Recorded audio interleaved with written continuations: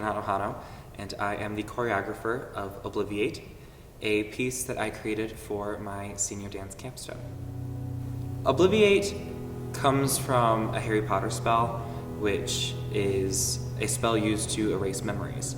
And I used that as an idea to form this piece as a way for me to communicate aspects of my life that I could live to forget. I came to rehearsals with the choreography already done. I'm not the type of person to figure it out as I go. I'm the type of person that plans, and so I would spend hours before rehearsal or days before working on it. I found myself choreographing everywhere, whether I was at work or in the locker room or just walking from class to class.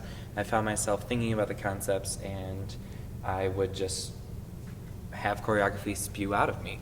And behind every movement there is an answer, at least that I can see.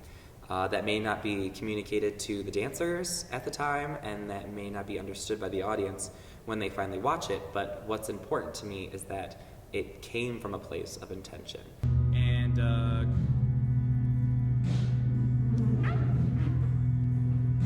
so concept and movement came first to me, and next was obviously finding those to work with, dancers who were willing to work with me.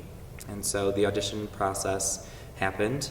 We had auditions in January, and from there I chose 9 dancers who I felt could communicate what I needed to communicate with this piece.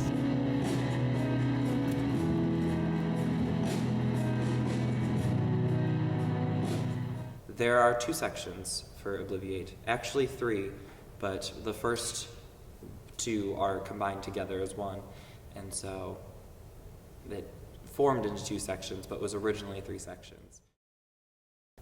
The movement for the first section came from a place of pain, a place that I went through while I had 2 bulging discs, and so a lot of the choreography has a sense of being broken.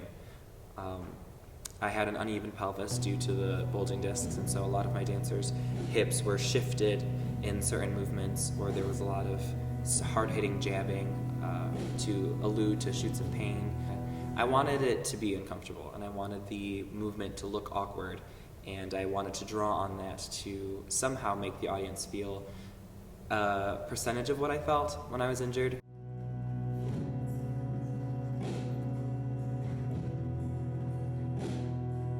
The second section, which eventually became interwoven into the first section, was about a particular night that I had with an ex, and it was filled with yelling and screaming and chasing through a party that we had gone to. And so the movement of this section travels in the same pattern that I traveled, chasing him down, trying to understand what he was saying. And it's coupled with a series of group work that finds a duet, and then back to group work, back to duet, and then back to group work, and ends the section with another duet. The first duet that happens, I crafted from my idea of fear, and I used a poem from a TV show that I used to watch called Charmed, and they used it as a spell to take away the fear. And so I recognized that in that aspect there was a lot of fear in that relationship, and it was trapped in, boxed in, full of fear, panic, manic till I can't hear. I need some reprieve so that I can breathe. Please take this fear and make it leave. And it spoke to me, those words spoke to me, because in that time I felt that way. I wanted that fear to leave. I didn't want to second guess our relationship. Even though we were going through so much hardship, I didn't want it to end, and I was afraid that it would. That first duet has a lot of encasing movement, trapping the other one, holding the other one back, finding the other one, controlling the other dancer. And then the second duet of that section was an exploration of hands. I thought about what are hands capable of, and so the choreography matched what holding hands would be like, and then moves to more hard-hitting that hands can be used to fight people. The third duet was all about the actual fight that happened, the actual physicality of an actual physical argument that occurred between my significant other and myself. It opens in a pool and no one's there, and then one dancer comes in and it starts flapping and slapping all over the place.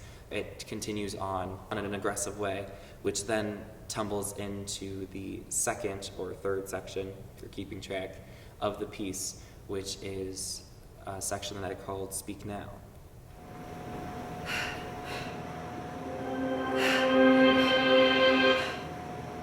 Speak Now was crafted from sayings that I asked my dancers and that I felt very strongly about, and I used choreography to communicate those phrases or antidotes or jokes or pieces.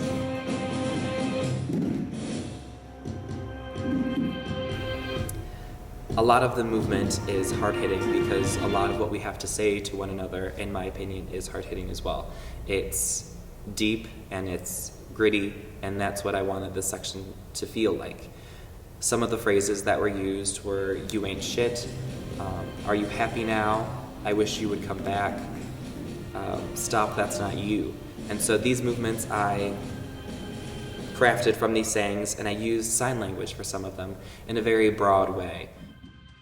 And the spacing pattern that I used was one group talks because they represent one person in an argument, and then another group talks as if they're communicating back and forth, and then they interweave together to create this giant communication, and they continue to interrupt each other and to interject to one another until it ends with the breaths, with one person being victorious, because in every argument there at least has to be one victor.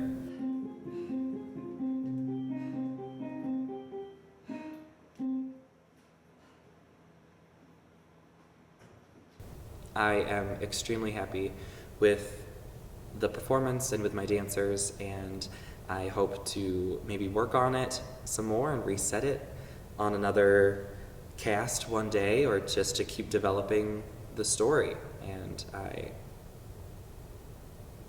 am over the moon happy with the way that it turned out.